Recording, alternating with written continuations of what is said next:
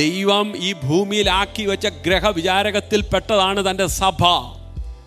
ആമേൻ. സഭയിൽ ദൈവമാക്കി വെച്ച അധികാരികൾ ദൈവവചനം പറഞ്ഞ് നിങ്ങളെ നടത്തുമ്പോൾ അവകാശത്തിലേക്ക് ദൈവം നിങ്ങളെ അടുപ്പിക്കുകയാണ്.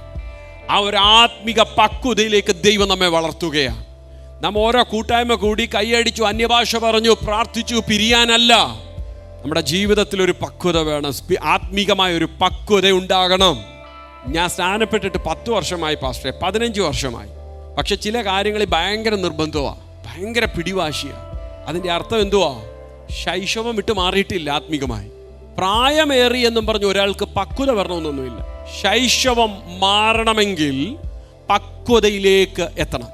ഈ പക്വതയിലേക്ക് എത്തിയെങ്കിൽ മാത്രമേ അവകാശം പ്രാപിച്ചെടുക്കാൻ പറ്റൂ. അതിന് നാം ഒറ്റയ്ക്കല്ല പോകുന്നത്, നമ്മോട് കൂടെ ദൈവത്തിൻ്റെ പരിശുദ്ധാത്മാവുണ്ട്. വചനം പറയുന്നു, ആത്മാവിനെ അനുസരിച്ച് നടന്നാൽ ജഡത്തിൻ്റെ മോഹങ്ങൾ നിവർത്തിക്കുകയില്ല.